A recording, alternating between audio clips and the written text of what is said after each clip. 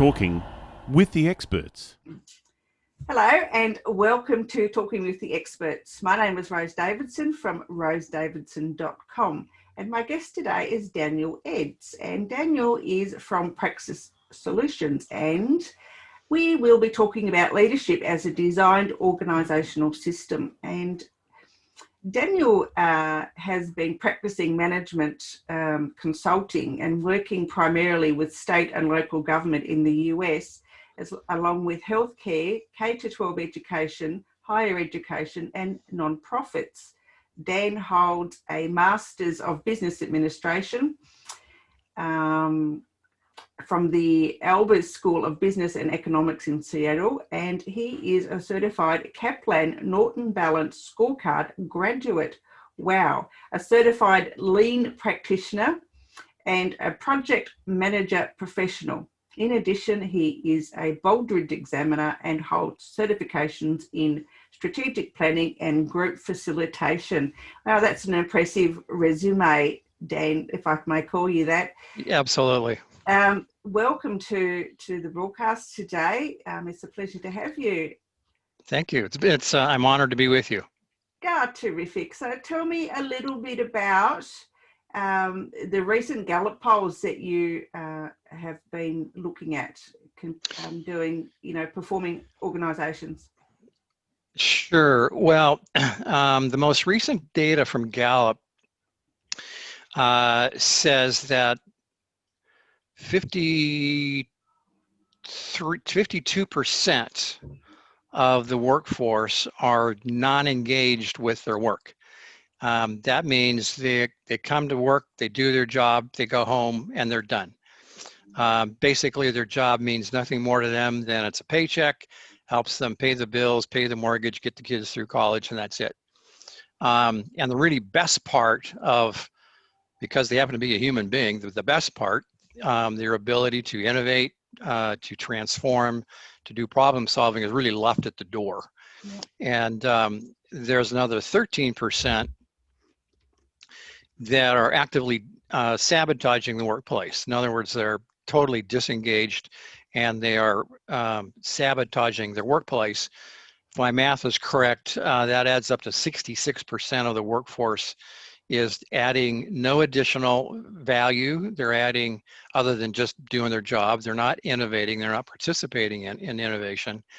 And the other thing that Gallup points out is that 70% of the cause for employee engagement is a direct relationship to their manager, which tells us that management in general and leadership specifically is doing a really bad job. And there's a huge disconnect between the ideal and what is. Even more troubling, here in the States, the estimates of what we spend on leadership development range from a high of $150 billion a year to a low of around $15 billion a year. Most of the estimates come in right around $50 billion that we spend on leadership development. But unfortunately, there's not a shred of evidence that any of it has value to the organization. Has value for personal development and personal growth, but there's zero evidence of any return on investment organizationally. Yeah, I know from personal experience that the difference between a boss and a leader, is different. People think that they own a business or they manage a business or they're in government organisation and they manage a team, and but they don't actually lead the team. They haven't learnt those skills. Do you think leadership is a learned skill, or is leadership something that you're born with? Well, it's the age-old question: are leaders made, or are they born? And ultimately, I strongly believe that they are made, but it's the question of how are they made. So, as you mentioned, I've been doing management consulting for a really long time. And about 4 years ago, I began to ask the question, how do high-performing organizations, or those organizations that perform really, really well over a long period of time, how do they approach this thing called leadership? Do they just leave leadership up to the goodwill and the personal values of whoever is in charge, which is what most people do, most organizations do? Or do they design a specific way or a specific system of doing leadership?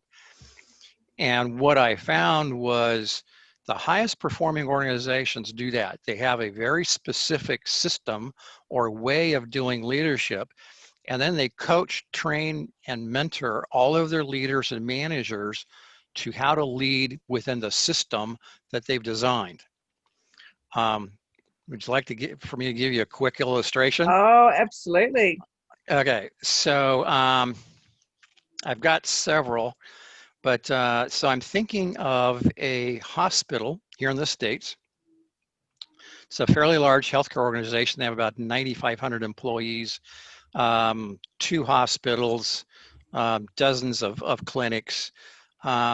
They have been recognized for 8 consecutive years as one of the safest hospitals in the country, and some have has even speculated that they're one of the safest hospitals in the world. Now, that may not sound like much until we look at the data that says hospital mortality, people dying with by accident in hospitals, is one of the leading causes of death in America. In fact, a report came out probably 2-3 years ago. It was the 3rd leading cause of death. Right now, I think there's 3 organizations that are sort of vying for that 3rd or 4th spot. Okay.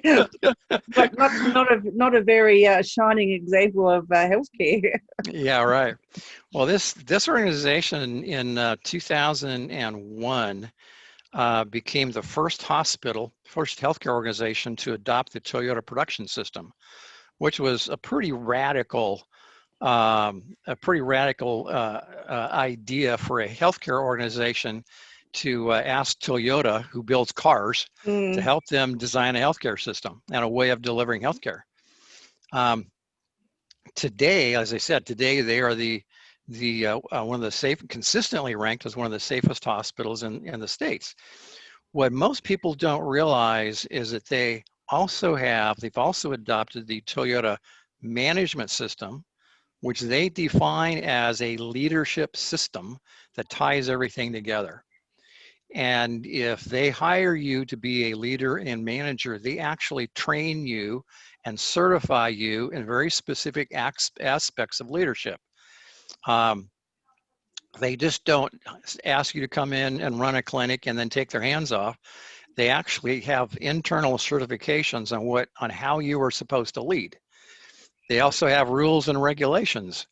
And so one of their, in interviewing them and taking their tour, one of the rules that I found fascinating was if you're a leader or a manager in their organization, and one of your staff comes to you to help them solve a problem, they have an issue they need help with, you are not, by rule, you are not to solve the problem for them.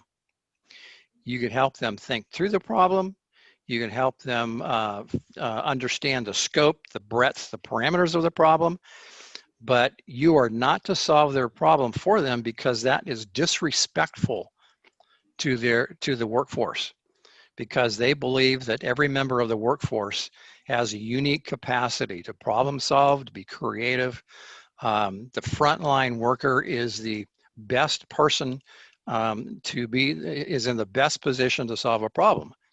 So leaders, they're trained not to be problem solvers, which in many cases takes traditional leadership and just flips it on its head. Absolutely. Because most of us get put into leadership positions because of our ability to solve problems. And with this healthcare organization, it's exactly the opposite. And part of their logic is they start everything from a culture of respect. Respect for the work, respect for the worker, and respect for the patient. And so they have determined that the it's disrespectful to the worker to solve their problems for them. Mm-hmm.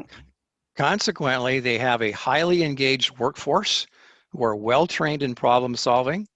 And as I said, they're one of the safest hospitals in the country, and they have some of the strongest financials in the industry.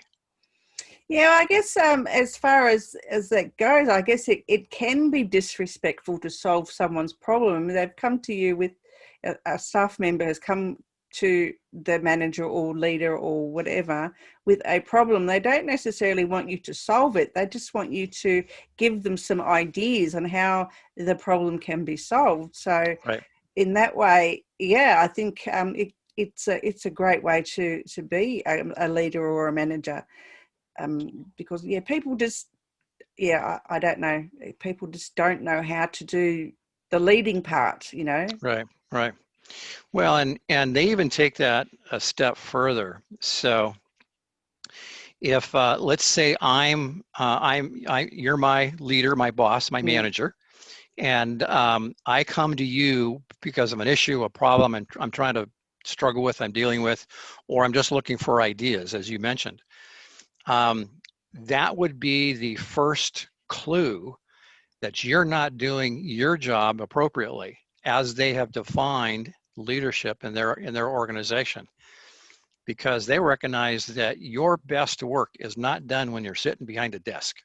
No, into engaging with your staff. Exactly. So if I have to come to you, that's an indication that you're not leading the way their system is designed for you to lead. You should be out working with me. Yeah, on the coalface, yeah. Right. So when I have a problem or an issue, I'm struggling with something, you're close by and I could wave my hand, I could do something, or I know that Rose is going to be coming by at 2:00 in the afternoon to check on me, and I could wait. But your job is to be coming to me to see what kind of issues and problems I have that you might help direct me. Yeah, no, that's a great concept. I think a lot of managers, leaders, whatever, tend to just sit behind their desk and paper push and expect the workforce to come to them if there's an issue. There's a lot of managers have a closed door policy, which is really awful anyway. I believe that any manager or leader should always have an open door policy, so that you're welcome into the office at any time, and the door's only closed when there's a private conversation. Yep. So I guess moving on from that, I've noticed that you've written 2 books. Tell me about those. Well, the first one I wrote 17 years ago, that was called Transformation Management, which was really looking at how process analysis, process improvement, activity analysis can really transform an organization. And that's still a great concept. But the second one that's just actually, I just took copies of it yesterday, called Leveraging the Genetics of Leadership. Subtitle, I have to look at it myself, cracking the code of sustainable team performance, really looks at leadership as an organizational system, and then which answers the question, how do organizations that consistently perform at a really high level, how do they do that through generational change of leadership? And so the research behind it, I've researched multiple healthcare organizations, manufacturing organizations, education. I had amazing interviews with 2 senior officers from the United States Army, and even I've got interviews and case studies with professional athletes. And what I discovered was that these really high performing organizations and people, as far as that goes, leaders who consistently perform at a very high level, they have a very specific way, a very specific approach to the way they do leadership. So I'll give you an example. One of my early case studies was with a young man named Brian. When during my interview, at the time of my interview, he was probably 37 or 38. This story actually started when he was like 33, 34. He's a brilliant civil engineer. He works for one of the largest engineering firms in the world, like 19,000 employees, $5 billion in revenue. Okay. And he's heading up their initiatives using virtual reality to design, very, very large public projects. His specialty is hydrology. If you want to build a wastewater treatment plant, he's the guy. And when he was, like I said, 33, 34 years old, he applied for this position in the company to be identified as one of the emerging leaders in the company. Yep. Great idea. When he was telling me about this, I said, let me guess. When they handed you the title, they also sent you to a month of leadership training, so you actually knew how to lead. And he's an engineer, which means he takes everything serious. Yeah. He's a family guy. He's a husband, father. He takes his community activities seriously, takes his work seriously. He wants to be good and responsible at everything that he does. And when I asked him about his leadership training, his eyes got big. He said, "No, they didn't give me anything." What? And I said, "Well, don't take it personal, because that's the norm. I'm not sure what it is worldwide, but in the States, there's like only about a third of first-time managers and leaders get any kind of training at all. And unfortunately, what most of the data shows is that those who do get training, they can't apply what they learn because the training is completely disassociated from the culture and the norms and the mission of their own organization. And so they get this training, but they can't apply it to their organization because there's no connection." Yeah. So what Brian did, he's a systems thinker by training. He just, he knows how to design wastewater treatment systems. So he just went to work and designed a leadership system. Same principles, same ideas. So one of the things of systems thinking, and we start using the word like systems, and a lot of times people's eyes glaze over. It's like, what are you talking about? It's really not so complicated, but a system is just a way of organizing a few resources to achieve something. Yeah. And so I asked Brian, I said, "Well, what'd you do when you didn't get any training?" He said, "Well, I read some books and I determined that," and he's very serious. He says, "I determined that leadership is essentially a relational enterprise." Okay. And exactly what you just did. Okay, that's a great start. I said, "So then what'd you do?" He said, "Well, I figured if it was a relational enterprise, that I had to get to know my staff as people." Makes sense. Makes sense. Yeah. So what'd you do? He said, "Well, when they would come to my office, he said, I would always make sure we would take just a few minutes, and I would ask them about themselves, who they were, their families, they had kids, where they grew up." He said, "Well, how'd that work?" He said, "Well, it actually started working pretty well, but I realized I kind of needed to take it up a notch.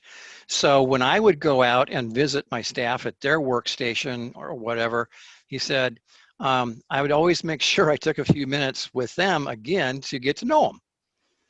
And I said, "Okay, so how'd that go?" He said, "Well, it worked pretty well, but then I realized that it wasn't just about a relationship that my staff needed to have with me, but it was about having relationships on the whole team." I said, "Okay, so how'd you do that?" He said, "Well, in the offices where we work, we all had workstations." He said, "I pulled all the workstations out and opened up the office as a open office concept to help build relationships with the team." I said, okay, that sounds like a good idea. Then what'd you do? He said, well, I compete with Google and Amazon for engineering talent. And right where we're at, there's lots of Google Yeah. and Amazon and, Microsoft and a lot of other big tech companies. So he said, I couldn't compete with Google for the fun factor. And his example was, the local Google office. The rumor has it they have a slide that goes from the third Yeah, floor. they do Yeah, actually. Yeah, they they do. do that kind of stuff. Yeah. So Brian says I couldn't compete with Google on the fun factor, but I could buy a ping pong table. So he bought a ping pong table, put it in the middle of the office, and he said it took about 3 weeks, and pretty soon they had open ping pong competitions. People were playing ping pong during breaks. And I said, well, how'd that go over with your engineers who look more like me? A little bit of gray hair around here. Yeah, yeah. And Yeah, I've known a few of those in my time. Yeah, they're very, very, very hard to get to know. Yep.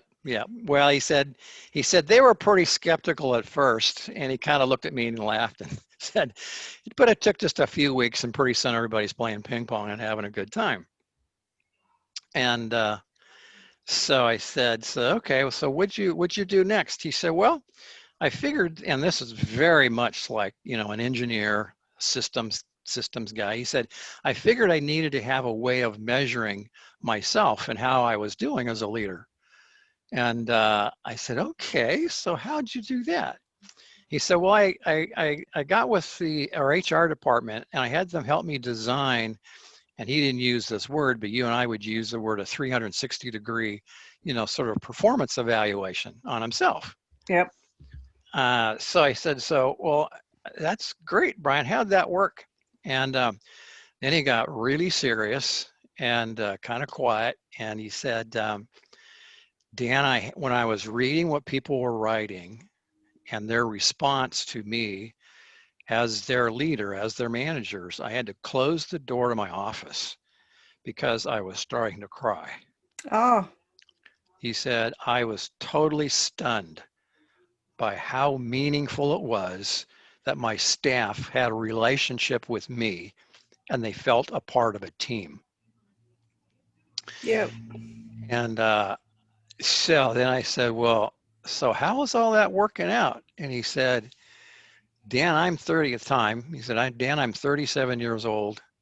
The next oldest member of this team of 300 leaders is 10 years my senior. He said, the crazy thing is they're all coming to me to say, how do you lead? And the only thing Brian did was put together the basic elements of a very simple system based off of this core value of relationship. Yeah, it's very important that you build relationships with your team members. That's what, that is one of the core values or core reasons that you are a leader, is to build a team. And right. if you're not doing that, right. You just can't lead from behind your desk. You have to right. engage all the time. Yep. It's very important. In fact, to that point, this hospital I mentioned, the hospital is located on a hill in Seattle, Washington. And if you're up on the top floor, you would have a majestic view of the city, mountains to the west, Puget Sound, which is a waterway right in front. I've been to Seattle when I lived in Canada. Yeah. Oh yeah. Okay. So you know what it looks like. And if you kind of peek around the corner, you've got, Mount Rainier, which is a 14,000 foot volcanic mountain. And, simple logic would suggest that the executive suite would be up on the top floor with these big, majestic views. They're in the basement. Oh, truly? Truly. They're in the basement because they recognize that if they're going to really drive a culture of respect, it can't be the executives that have the expansive views from their office. It's the patients who get that view. Yeah, it promotes wellness, I guess. Yeah, it does. and they drive everything off of a culture of respect. And respect for the work means, okay, the work is about people's health. It doesn't provide any more value for people's health. In fact, if it doesn't add value to people's health if the executive suites are up on the top floor with a big view. No, it doesn't. No. So they put them in the basement. Yeah. And it's not the thing that's interesting. That's not a moral conversation. It's not a moral argument. Well, that the executives need to be in the basement. It's really a value-added argument conversation. There's no value to the customer where the executives put their office. No, it isn't. No, definitely Right. not. Yeah, but there is value to the customer or their patient Where their room is, yeah. Where their room is, where the waiting rooms are at, where the clinics are at, and so they always make sure that the people were the rooms where the patients are going to be, they get the good views. Yeah. Well, okay. So where can people find you, Dan? Well, the best way to find me is my website, danieledds.com, and I'll give your listeners an offer. If they could buy the book through the website. I was going to say I would send them an autographed copy, but shipping from Seattle to Tasmania is really expensive. It is. But I will get them an electronic copy, which actually the electronic copy isn't available just yet, but it will be in a couple of days. It will be on Amazon. The electronic copy, or the Kindle version, will be on Amazon in just a couple of days, and so they can get it there. And if you'd like to see a picture, I just happen to have a copy absolutely here. Yeah. So that's what the book looks like. It uses DNA as a metaphor for a leadership system intentionally, because what I found was that high-performing organizations actually design a kind of genetic DNA of how they do leadership, and so that's why the metaphor of genetics and DNA. Yeah. Well, good luck with the book. Having an official launch, or? Well, I was going to. I had one planned until this thing called COVID hit. Yeah. Do an online one. I know. Someone else did an online launch, and it was quite successful. Yeah. Well, that's I'm working up to that. It's writing a book is one thing. Getting it published is another thing, and then doing the marketing and getting everything ready is it's a huge massive task. Yes. It's a huge task, which has been totally enjoyable. But I will be doing some kind of a virtual launch here pretty soon. Beautiful. So thanks for the encouragement and reminder. Just come to me anytime. I'm full of useful information. I'll keep that in mind. All right, Dan. Well, thank you so much for your time today. It's been really, really enjoyable. I've loved learning about some leadership tips and how businesses can be, how leaders can be better leaders. Basically, it's been great. Yeah. Yeah. I think some of the examples that you gave were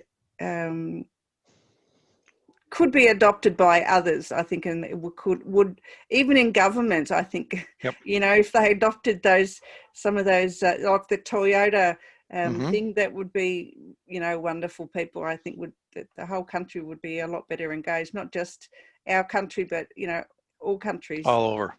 Yeah.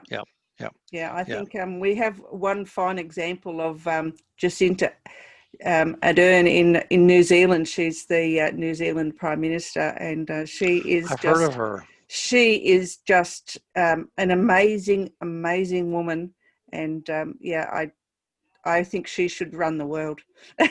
So if my ears, what I'm remembering correctly, New Zealand has like 0 COVID cases at the moment. Yeah. She's she locked the whole country down, but she's just won her second term as Prime Minister. Yes, she. And in her first term, she had she had her first child. So she was Wow. running a country with having, her first child. Whew. There were two major disasters over there. And so she went, and she's a leader. She's a leader personified. She really Yeah. is. Yeah.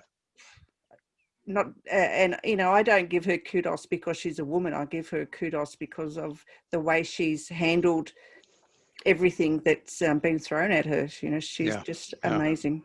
Superwoman. She is. All right, Dan. Well, thank you so much. And Well, thank you, Rose. I and appreciate this opportunity. hopefully we can talk again. I would love it.